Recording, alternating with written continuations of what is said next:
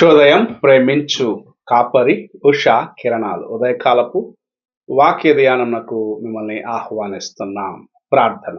మా స్తుతులకు కారణభూతుడు ఉన్న గొప్ప దేవ, ఈ ఉదయకాల సమయంన నీ వాక్యము చేత మాతో మాట్లాడము తండ్రి. నీ వాక్యం వినగలిగిన చెవిని, గ్రహించుకునే హృదయమును మాకు అనుగ్రహించి నడిపించమని ఈ ఉదయకాలమున నాతోను మా ఒక్కొక్కరితోనూ నీ మెల్లని స్వరము ద్వారా మాట్లాడమని యేసు పరిశుద్ధ నామమున అడిగి వేడుకుంటున్నాను పరమ తండ్రి, ఆమేన్.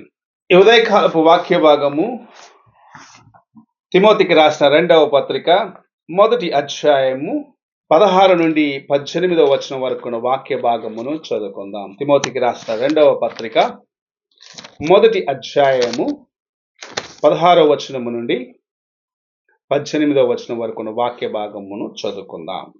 ప్రభువు ఒనేసిఫోరు ఇంటివారి యందు కనికరము చూపునుగాక. అతడు రోమాకు వచ్చినప్పుడు నా సంఖ్యలను గూర్చి సిగ్గుపడక శ్రద్ధగా నన్ను వెతికి కనుగొని అనేక పర్యాయములు ఆదరించును. మరియు అతడు ఎఫెసులో ఎంతగా ఉపచారము చేసునో అది నీవు బాగుగా ఎరుగుదువు. ఆ దినమునందు అతడు ప్రభువు వలన కనికరము పొందినట్లు ప్రభు అనుగ్రహించునుగాక. మనము చదివిన వాక్య భాగంలో ఒనేసిఫోర్ అనే ఒక వ్యక్తి యొక్క పేరు రావటం చూడగలం. ఆయన పేరు 2 సార్లు మాత్రమే పరిశుద్ధ గ్రంథంలో పౌలు భక్తుల చేత గుర్తించబడిన, లేకపోతే ఆయన గురించి చెప్పటం మనం చూడగలము. ఒనేసిఫోర్ చేసిన కార్యం ఏమిటంటే, పౌలుతో పాటు ఉన్న అనేకులు ఆయనను విడిచిపెట్టి ఆయన చెరలో ఉన్నప్పుడు, బంధకములో ఉన్నప్పుడు దూరముగా వెళ్ళిపోయినారు. కానీ అనేక మార్లు చెరలో ఉన్న పౌలు భక్తుని వెతుక్కుంటూ వెళ్ళి ఆయనకు ఆదరణగా ఉన్నవాడిగా ఒనేసిఫోరు గురించి చెప్పబడటం చూడగలము. మన జీవితంలో ప్రభు మనకు గుర్తు చేస్తున్న కార్యం ఇది. అనేక సార్లు దేవుని యొక్క నామమును బట్టి దేవుని యొక్క కార్యములు చేసేవారు ఇబ్బందుల పాలుగా ఉన్నప్పుడు వారిని మనం ఎలాగూ వారికి సమీపిస్తున్నాము, ఎలాగూ వారికి సహాయము చేయగలుగుతున్నాము అన్నదాన్ని బట్టే మన యొక్క విశ్వాస జీవితము గుర్తించబడుచు ఉన్నది. దేవుని కోసము త్యాగము చేయగలిగిన వారిగా నీవు నేను ఉన్న ఎడల, కష్టములో దేవుని యొక్క బిడ్డలతో పాటు నిలబడగలిగిన వారిగా, దేవుని యొక్క మార్గంలో నిలబడగలిగిన వారిగా నీవు నేను ఉన్న ఎడల నిజముగా ఆయన యొక్క కుమారులుగా కుమార్తెలుగా గుర్తించబడదు. ఇక్కడ పౌలుతో పాటు ఉన్న అనేకులు, ఆయనతో నడిచిన వారు, కొంతమంది ఆయనతో పరిచర్యలో ఉన్నవారు, ఆయన ఎప్పుడైతే చెరలోకి వెళ్ళినారో వారు ఆయనను విడిచిపెట్టి దూరముగా వెళ్ళిపోయినారు. అయితే ఒనేసిఫోర్ ఆయనతో పాటు నడిచేదానికి ఇష్టపడ్డాడు. శ్రమలో ఉన్న భక్తుని వెళ్ళి, అనగా పౌలు భక్తుని వెళ్ళి కలిసేదానికి ఆశ కలిగి ఉన్నాడు. ఆయనకు ఆదరణగా ఉండాలి, ఆయన్ని బలపరచాలి అన్న మనస్సు కలిగి ఉండటం మనం చూస్తూ ఉన్నాం. కష్టములో ఉన్న వారిని, ఇబ్బందుల్లో ఉన్న వారిని ఆదరించేది ప్రభువు మనకు నేర్పించిన కార్యముగా ఉన్నది. అయితే మనము అలా చేయలేని ఎడల మనము నిజముగా దేవుని యొక్క ప్రేమను మన జీవితంలో కలిగి ఉండలేదు అని దేవుని యొక్క వాక్యము హెచ్చరిస్తూ ఉన్నది.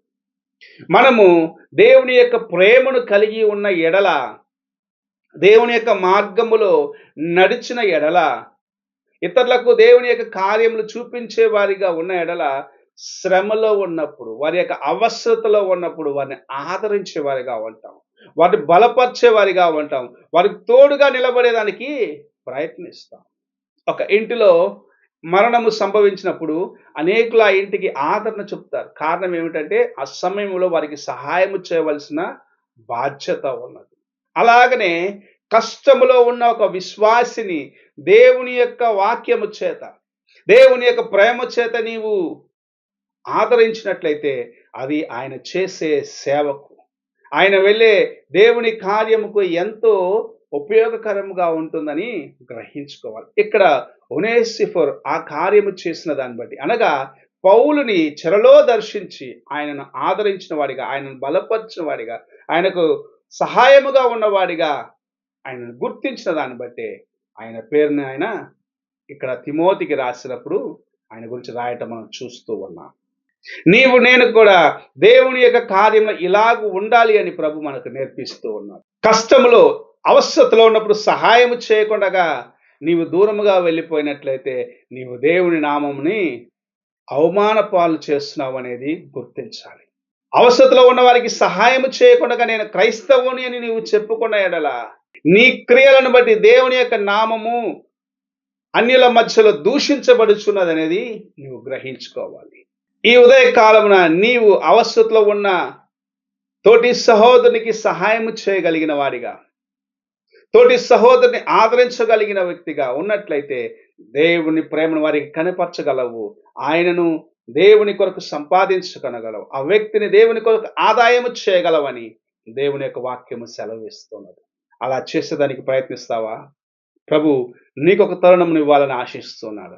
ఆ తరుణము నీకు అనుగ్రహించబడినప్పుడు నీవు దాన్ని సద్వినియోగపరచుకొని దేవుని కోసము నమ్మకముగా జీవించడానికి ప్రయత్నించుము. ప్రార్థన చేసుకుందాం.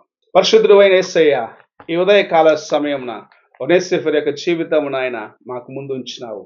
దేవా, ఇబ్బందులో ఉన్న నీ సేవకుని చెరలో దర్శించి ఆయనకు ఆదరణగా ఉన్నట్లుగానైనా నీ సేవకుడు ఆయన గురించి సాక్ష్యము దేవా తిమోతికి రాసిన ఈ ఉత్తరంలో మేము చూస్తున్నాం తండ్రి. మేము కూడా నాయన అనేకులకు అలాంటి సహకారులుగా ఉన్నట్లుగా అవస్థలో ఉన్న నీ ప్రజలకు నాయన తోడుగా ఉండుటకు మాకు నేర్పించమని, మా బలహీనతలన్నిటిని చక్కపరచుకొని నీకోసం నిలబడే కృపను దయచేయమని యేసు పరిశుద్ధ నామమున అడిగి వేడుకుంటున్నాను పరమ తండ్రి. ఆమేన్. తండ్రి అయిన దేవుని ప్రేమ, కుమారుడైన క్రీస్తు కృప, ఆదరణకర్త అయిన పరిశుద్ధాత్మక సహవాసం ఇప్పుడు ఎల్లప్పుడూ తోడై ఉండి సదాకాలము నడిపించును గాక. ఆమేన్.